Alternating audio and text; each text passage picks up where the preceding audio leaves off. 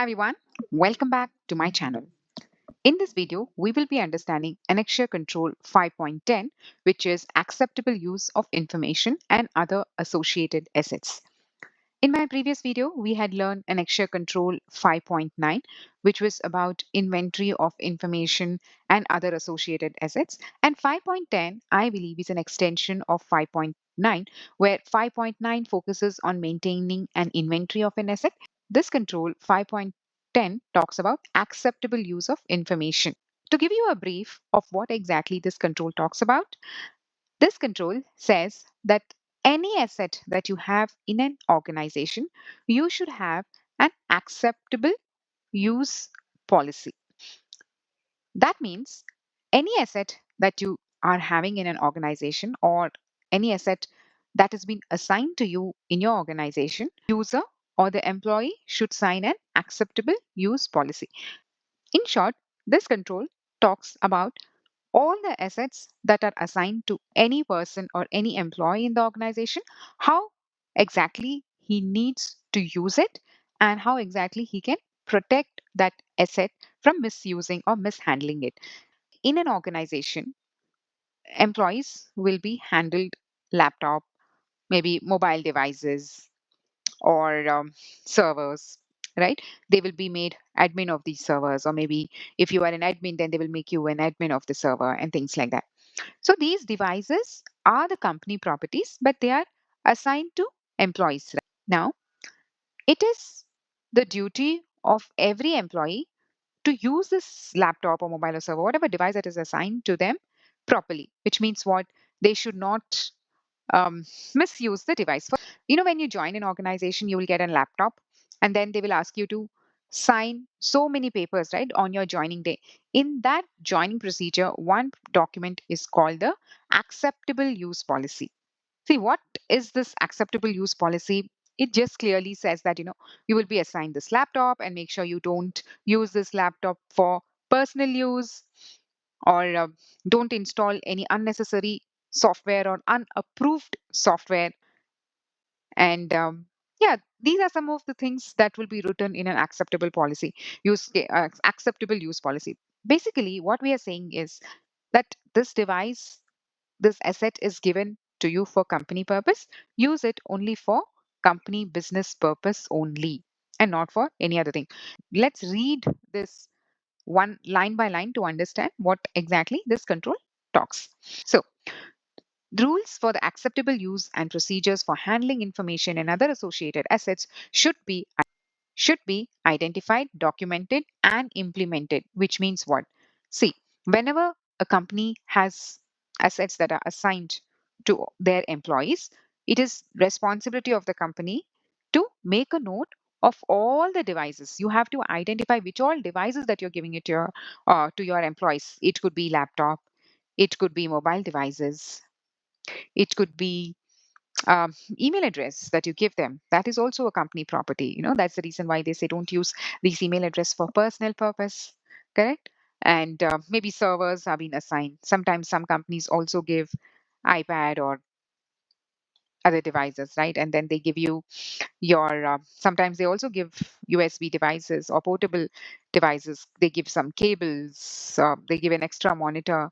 Like this, they give so many devices, right? So as an organization, you have to identify what are the assets that are being given, and you have to document them. Once you identify and document them, you have to make a rule saying, okay, for these devices, these things are acceptable and these are not acceptable. For example, laptop. If a laptop is being issued, then you have to clearly tell them, okay, laptop, please do not install any unapproved software. Okay, use it only for your official purpose. Do not uninstall the antivirus software that is there on the system. Do not connect to any public networks when you're traveling. You can identify what are the acceptable use cases and what are not acceptable for those particular device. For example, if you have giving them mobile phones, then you can say, okay, don't use it for personal purpose. And we will be installing a software on your mobile which will actually trace all the activity that you do on this mobile phone. Correct? Like this, you have to identify for each and every device what is acceptable use policy and procedure for handling those devices. Okay. And once you identify that, you have to start implementing it. How you implement it? By creating a acceptable use case policy. And in that policy, you clearly mention, okay, this is what is acceptable and this is not acceptable when it comes to these devices. You have like this, you have to identify for each and every device what will be the acceptable use, what is not acceptable. That is what you have to mention. So what is the purpose of having an acceptable use policy? The only reason is to ensure that the information and other associated assets are appropriately protected. See, once you know that these are the devices that we have in our, or these are the assets, okay, this is an asset list, say, or an inventory list. Once you know all these are the assets that you're using in your organization, you can start working on making some measures or putting some steps to protect it, right? Only when you know, you can protect it. So it can be protected, and how you need to use it and how you need to handle it, you can write it down. So the main idea of having this acceptable use policy is to ensure that you can protect your devices, you can give guidelines to people of how exactly they need to use these devices and how they have to handle these devices. If a company has given you laptop, you cannot give it to anyone else. For example, if you want to rent a flat, then the owner will tell you, give you some guidelines, right? Okay, um, this is my flat and only you can stay and no one else can stay. And you have to pay so much of rent, or you have to make sure that you pay the electricity bill or water bill, whatever is related to this flat. And this is a maintenance cost. You are not supposed to come, you're not supposed to invite a lot of friends to your home, no late night parties, no loud music. Like this, the owner can make some acceptable use case policy for you, right? In the same way, whenever the company is giving you any devices, they also have to write down some rules saying, okay, this is acceptable, this is not acceptable. And then this control goes on to give you more guidance on how exactly you need to implement the acceptable use policy. Personal and external third parties, users having or personal and external users using or having access to organizational information and other associated assets should be made aware of the information security requirements for protecting and handling the organization's information and other associated assets. Whether it is an employee, or sometimes, we also hire any third party team or any consultants to do our work, right? In that case, whether it is an employee or you're giving your device to any third party users, whoever, whether it's an employee or a third party, if they are having access to the organization information or they are using our organizational asset, they should be made aware of the information security requirements for protecting and handling the organization information and other associated assets. They should be made aware that, what, these are our security requirements. You should, and you have to make sure that you follow them. Why? Because so that they can protect and handle the assets well. See, if you're giving a laptop to the third party vendor, tell them that, boss, we are giving you the laptop, don't use it for any unnecessary purpose. Do not install any unnecessary software. Make use of this laptop only for business use case. If the laptop is stolen or if it is broken, immediately contact our IT help desk team. Like this, you have to make them aware of all the information requirements for protecting and handling the assets that you are giving them, and they should be responsible for their use of any information processing facilities. You have given them the laptop, so if it is broken, you have to tell them that this laptop is company laptop, but it is your responsibility that you handle this laptop in a secure way. You do not misuse the laptop. Okay, so you have to make them aware that they are also responsible for the proper use of these assets. See, office premises, that is also a kind of asset, right? The people who are working in the office, maybe the security guard, you have to tell them that this is an office place. You cannot bring your family members on a weekends, or here you cannot, you'll have a pantry where only you can have food. You cannot have food in the reception area.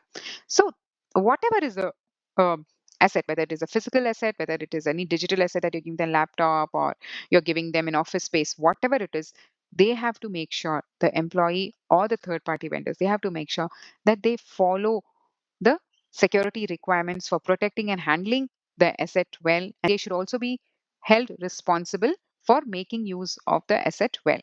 The organization should establish a topic specific policy. See, in my previous videos, I have also talked about what is a policy and what is a topic specific policy. If you haven't seen those videos, you can get back to my videos and check. But when we say topic specific policy, like every division will have one specific policy. For example, organization will have one high level policy.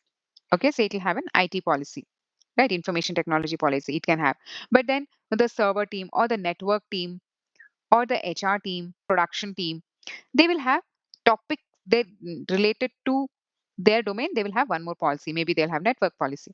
HR will have an HR policy. Production team, they will have one more policy. The marketing team will have another policy. So these becomes the topic specific policy. That's what it says. The organization should establish topic specific policy on the acceptable use of information and other associated assets. So network team, if they are having a, they should specifically have an specific acceptable use policy, because what happens in network team, lot of critical servers or applications, your cloud applications, your database servers, so many kind of critical informations they will be handling, right? And most of them will have admin accesses also. So at that point of time, you have to make sure that every topic specific policy also has an acceptable use policy with them. Okay. So that's what is it. The organization should establish a topic specific policy on the acceptable use of information and other associated assets. And then after you develop an acceptable use policy, it is important to communicate to anyone who uses or handles this information and other associated assets, right? Whoever is using this assets, say a new member has joined to this network team. So he must be aware of this acceptable use policy in the network team. The topic specific policy on acceptable use should provide clear directions on how individuals are accepted to use this information.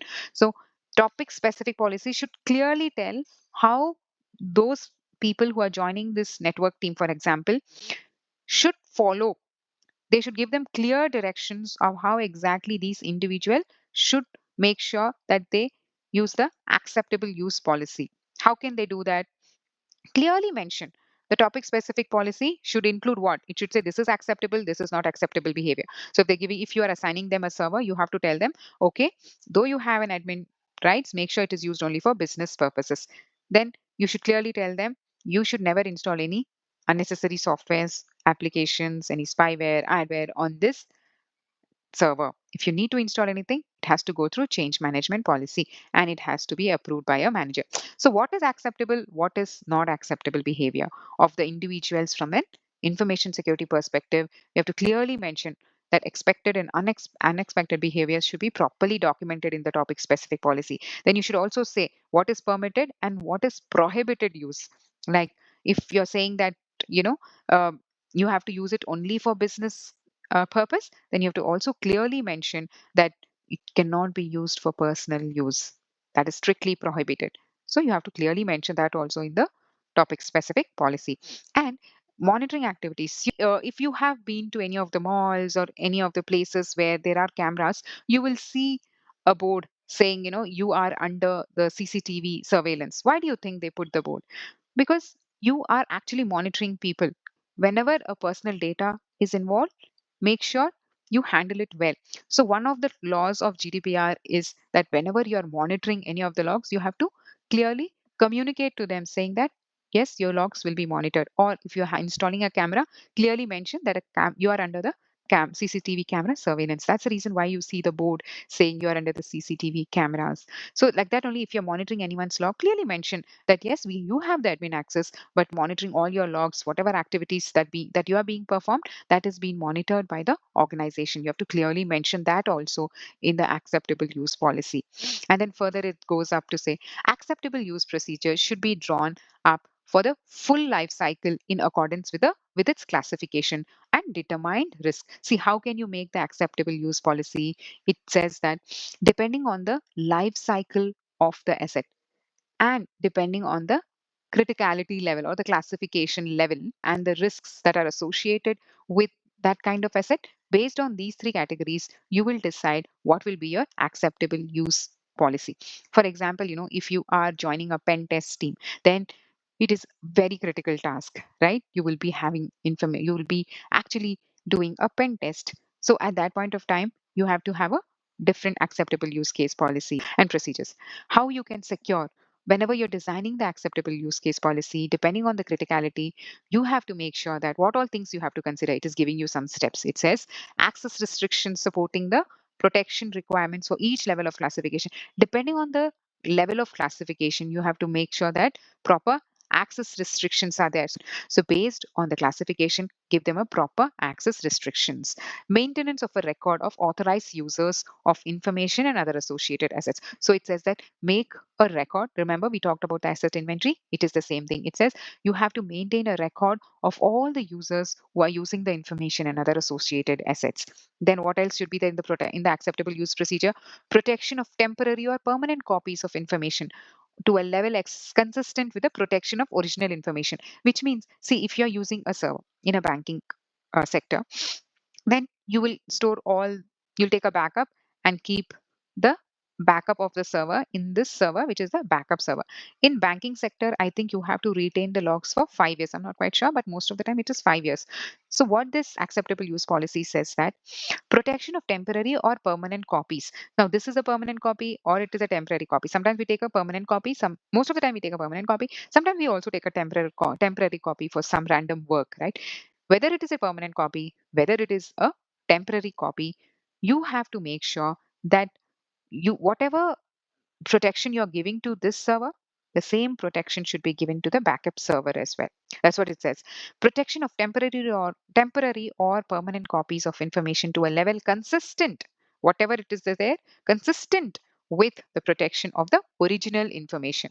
Whatever is given to the original information, the same should be given to the temporary or permanent copies of assets associated with information in accordance with manufacturer's specifications. Means what? See, sometimes, if you're using huge servers or if you're using any devices, where the manufacturer has given you certain specifications. For example, if you are using servers, huge servers, then the manufacturer will say that, you have to maintain a temperature of this much for this particular asset. Should be moisture controlled. The moisture should be controlled as well.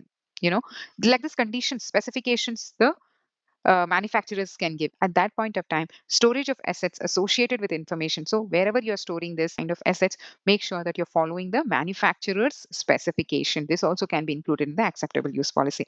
So 7.8 talks about it. Clear marking of all copies of storage media. See, whether it is an electronical storage media, or whether it is any physical papers or whatever, any those kind of storage media, make sure that you have clearly marked what kind of criticality that copy of storage media is, whether it is high, critical, or low. Clearly mark it. That is what it says.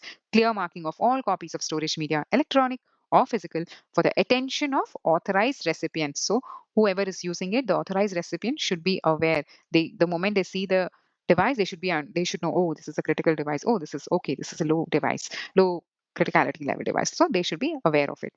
Authorization of disposal or information and other associated assets, and supported deletion method. So what it says is, see, as we talk about the life cycle, right, of the asset, the last stage is the deletion or disposal of an asset, right? So even when you're deleting the asset server, for example, if that is got defective, then you have to make sure that you electronically remove all the data from this server, and then you crush this server into pieces. So people who are involved, who takes this backup server to the place where crushing of this physical server happens, one person should already be present there and in front of him only they have to crush these devices into pieces.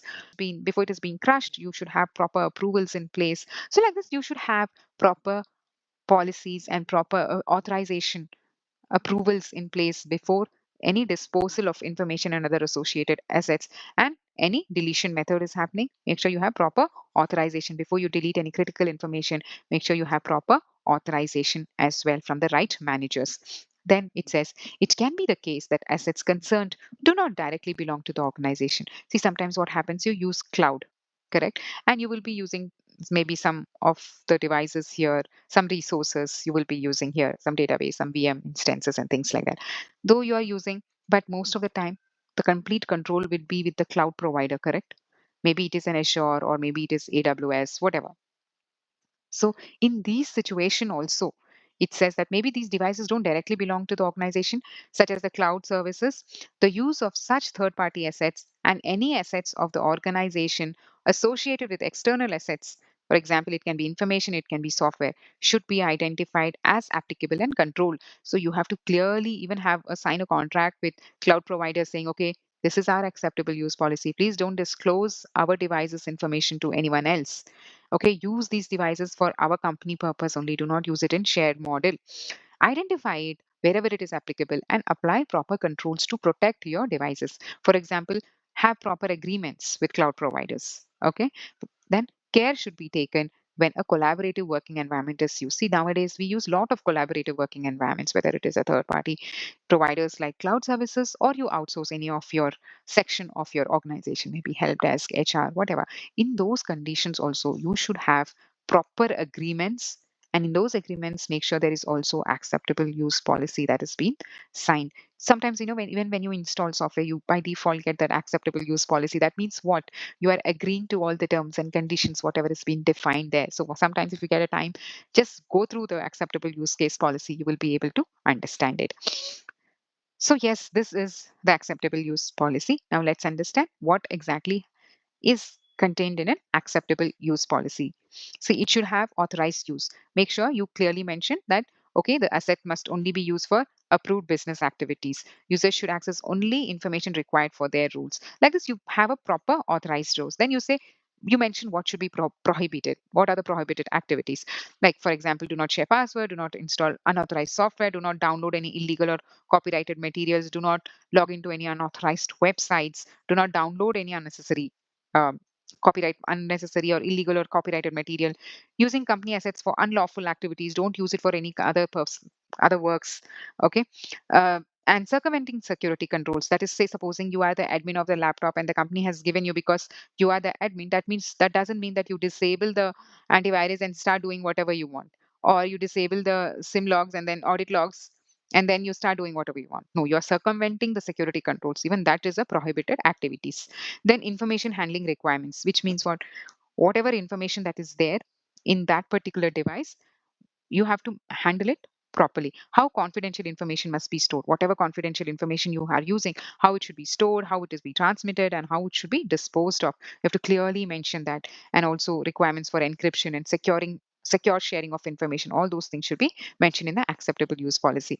You can also write about internet and email usage, like appropriate use of web browsers and emails, then restrictions on accessing malicious and inappropriate websites. Clearly mention that this email address, your company email address, that is your official email address, do not use it for any other purpose. Don't subscribe to so many other websites using your business email address. Don't do that.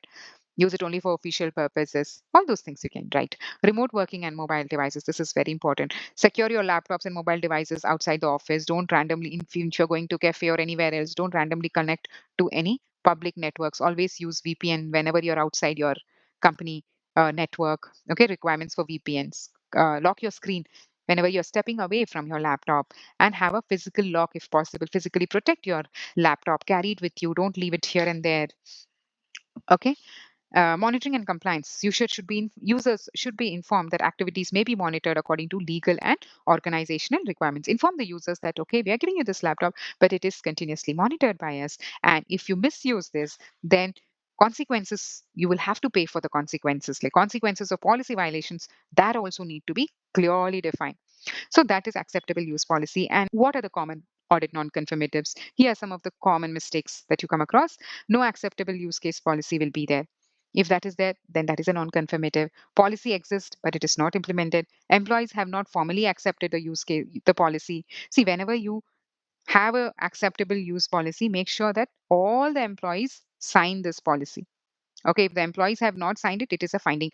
See, the organization will either sign these policy the joining date itself, or if you're switching teams, also you have to sign this acceptable use case policy. The best example is when you join the pen testing team, or when you are joining the CISO office where you'll be dealing with a lot of confidential information. Even at that point of time, you'll have to sign these whenever you're joining any production team where all trade secrets, all those things are discussed, handled. Even then, specifically, you will sign the acceptable use policy, which is topic specific policy.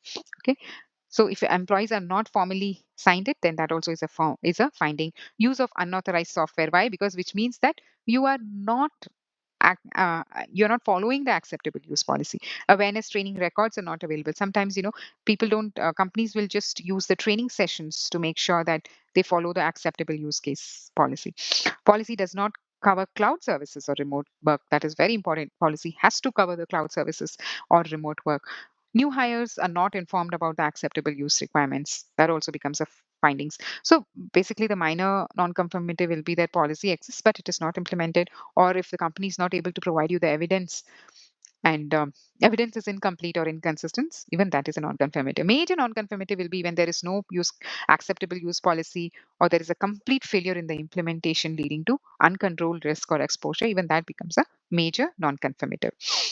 What evidences can you give for satisfying this control? Remember, this control, you cannot say, okay, this is not applicable for us. Most of the time, this is going to be applicable. I have seen 99.99999 percentage of time uh, say this as applicable in the statement of applicability. So acceptable use policy, they will ask you to show the acceptable use case policy, acceptable use policy, employee acknowledgement records, security awareness records, asset management procedures, user onboarding, offboarding, and disciplinary process for violation. Policy violation, that is also comes under acceptable use policy. All these are these are the evidences that auditors look for. So yeah, I hope this control is very clear for you now. In my previous video, we talked about 5.9, where we discussed about asset and asset life cycle and asset inventory. And here we discussed about acceptable use for all the assets. Okay, as we go forward, 7.8, 7.10, 8.10, 5.12, these are all related to assets. So what I'm going to do is we'll be studying all the controls which are associated with the assets. So it'll be easier for us to understand what ISO talks about assets in detail. I will be handpicking these and then grouping them together. So that's the reason I will not do one control after the other, but I'll make sure that I complete all the 93 controls in my coming videos. So yeah, that's all for this video. I hope you're enjoying this series. Thank you for your time. Thank you for watching and see you in the next video.